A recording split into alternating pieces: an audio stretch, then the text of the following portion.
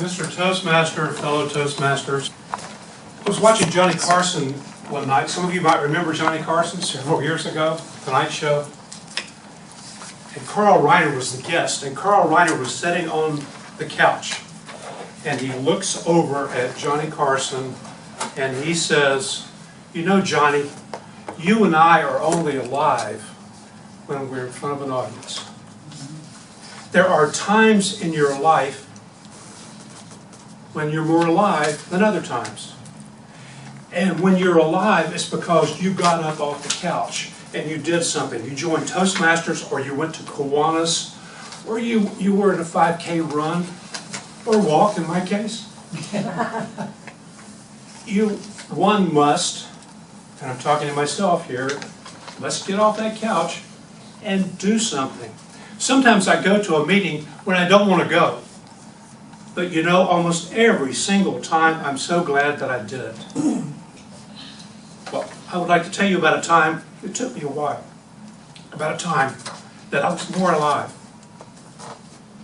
And that time was when I pursued a dream. And my dream was to skydive. And I was living here in California a long time ago, 20 years ago. And I looked up on the computer that Paris, California had skydiving.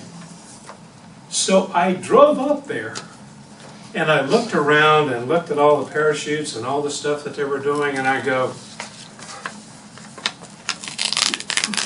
I drove back home.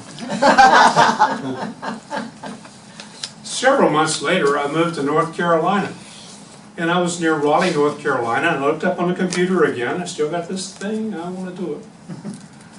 Looked up on the computer, and Franklin County Airport had a skydiving school. So I called up and I made an appointment, and she said, "Can you be here next Saturday?" I said, "Yeah, 6 a.m. "Oh, great, I'll be there." It was summertime. So that Saturday morning I got up really early, and I wasn't feeling so good. It was kind of scary. So I called up and said, "I'm not feeling so good. I don't think I can go." She says, "Well, we have an opening next Saturday. Can you go?" I'm thinking I'm embarrassed. I think, okay, I'll do it. And so the next Saturday I got up at 5 o'clock to drive over to the airport to be there at 6 o'clock. And it was scary. I even lost some sleep. But I thought, this time, I'm going to do it. So I got in the car, and I noticed that it seemed that the trees were brighter, the sky was brighter, there were more beautiful clouds in the sky. I started noticing things like that, and I was becoming more alive. But that's not the half of it. I go to the airport, and I go in there where I'm supposed to report to, and they said, "Well, you got to go through a little school first and go in there." And the guy said, "By the way, you look kind of heavy. If you weigh a pound over 200 pounds, I'm not taking you." And I'm thinking, "Oh man, I wish I'd had breakfast." And I stepped up on that scale. I weighed exactly 200 pounds. So I just barely fit in the jumpsuit. And he told us about flaring and about how you have to come out, and it was a small airplane, and how you have to stand out on the strut. So we had the school, and he told me all that kind of stuff. And I looked like, you know, one of those guys, one of those astronauts, kind of, you know, walking off. And I said, "I'm ready to go." And he says, "Weather's not so good. We're going to have to wait a little while." Oh, I don't know whether I can stand it or not. And everybody was watching, and I thought, well, if they weren't watching, I think I'd sneak out.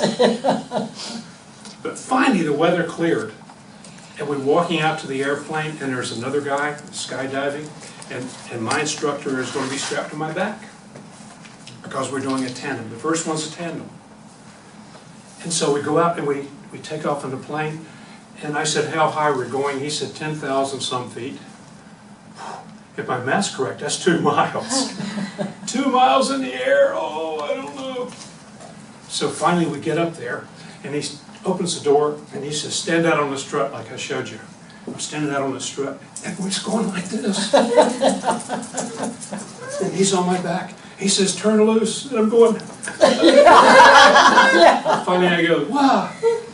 And I'm falling. And it's like being strapped to a train. And it goes, ah! And finally he pulls the cord. And we stop. It's like we're stopping in midair. And it was early morning in North Carolina. In spring morning. And you could see the curvature of the earth. And it was a beautiful pink, like a halo. And it was almost no noise at all. It was just as quiet as it could possibly be. And it seemed like maybe 2 miles away, a bird chirped, and I heard it. It was the most beautiful, beautiful time. And then finally it was over. He said, time to flare. So we get down there, and I know when to do it because I'd gone through the training.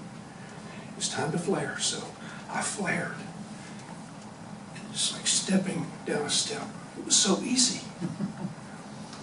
And I'm thinking, I don't know why I didn't want to do this a long time ago. Yeah. And you know the first thing I wanted to do when I touched ground? I wanted to do it again. Mr. Toastmaster.